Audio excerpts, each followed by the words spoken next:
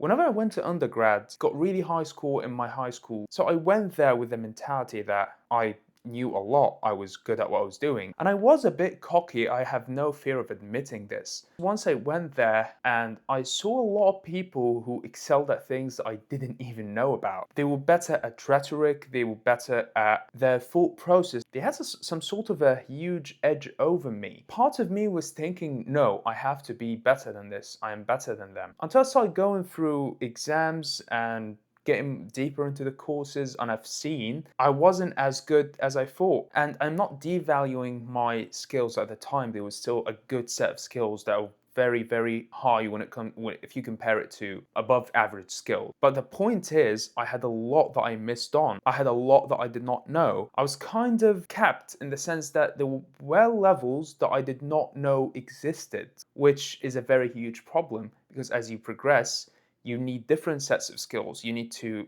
expand on your skills. So the main thing that I figured about myself is I was empty. The confidence that I had, it was real confidence, and it was backed up by something real, but that real thing was not as high as I thought it should or it could be. That emptiness came from that I did not read much. I did not know much. They knew way more than me. I had two ways to go from there. I had to either just keep in that mindset and think I'm good and do nothing about it, or hang out with these people, see what they're doing that I'm not doing, and expanding on my skills. One thing I could have done is I could have sat there and expected myself that I'm so good that these things will come to me on their own. I would not have had painful discussions with these people. I would not have had all these intellectual fights, if you would say. I would not even have these physical confrontations that I had at the time. My point is, I could have sat down and done nothing about it, but I did not do that. I went all the way to their levels. I knew what they were talking about. I started reading more. I started talking to them more. I started having these real discussions more. Wouldn't it really be nice if things can come to you? If you were born naturally inclined to be really good at the things that you like, it's like if you like doing gymnastics and you're a bit short, you could do a lot on ring. And this is not to say that people who are short in gymnastics don't put in the hard work. Thinking like this is the worst thing that you can ever do to yourself. Even if the things that you like, you're naturally inclined to be good at them. This is the worst mindset you could be at. Think about money. If you have $100,000 now, 10 years later, these might be $50,000, might be $20,000. It depends obviously on lots of factors, but will not increase in value. It will be devalued. So what's the best way that you could do if you have $100,000 is to invest somewhere that will have some sort of high probability that it will gain value rather than be devalued. The stock market is a very good way to gain that sort of value. You can even gain this value at a higher rate than you expect to, but the core thing is it can't just sit there. You'll have to put some effort and time into picking the companies that you want to invest in, into picking the strategies that you want to follow. Think about your values, your standards, your skills, the things you're good at. If you don't invest in them, they will either stay stagnant or get devalued because they're no longer valuable skills that you could use during this time. Now compare this to what we have and we've been having for the past 15 years probably. You sit on your phone, you wait for something to catch your eyes, to break the pattern for you. While this has some sort of truth to it, you need something to break your worldview to know that you're not where you are supposed to be. However, this is not the optimal strategy. You should actively be going out there and breaking your own value system. When I say breaking, I mean testing them. See what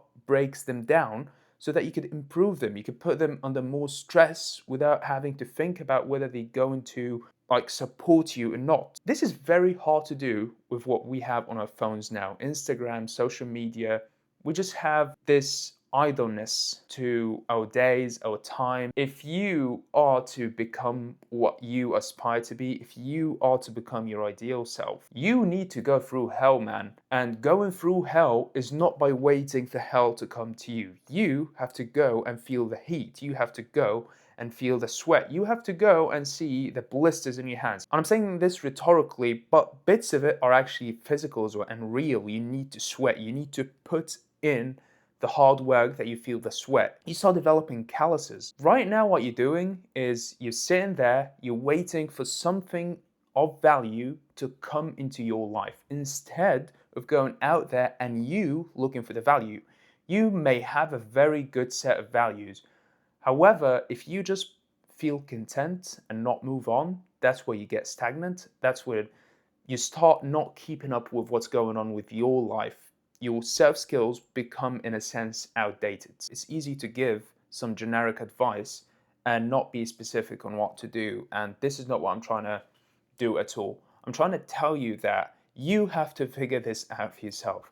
I'm not trying to tell you, if you're trying to be good at exercising, do this. Even though I have my theories about this, I'm not trying to tell you do this first. Go, struggle with it, and then you could come back and look at what I'm trying to say. If I'm learning mathematics, I go there and I see different ways of solving the same problem or defining the same concepts. And the reason you do this is because it gives you a way to disrupt your worldview. And if anything, you want to put your worldview into test. In exercising, in academia, in real life, investing, just put anything back there. But you need to stress test your worldview. You need to stress test your body. That's what training is literally. You need to stress test your worldview. So now I leave you with two options. One is sit, wait for a good video to show up on your feed and learn something from it, or just make you laugh, which is fair enough. We all need to have a good time. But that's it, you do nothing else. Or you go out there, find something that you're really good at and see when it breaks. If you're good at maths, find a subject that you have really hard time to understand and see what you could do to learn from it, to actually not just take the easy way out and say, I hate analysis or whatever. If you're good at weightlifting, see where weightlifting breaks. If you're good at calisthenics, see where calisthenics break. See where your worldview breaks, and that will show to you what you need to do in order to make it resilient, in order to have a solid base. Something that's very related to that is stagnation, and I think you should check out my video about stagnation right there. And if you like these ideas and you'd like to see them as they come out, please subscribe and follow, and let me know what you've been struggling with down in the comments.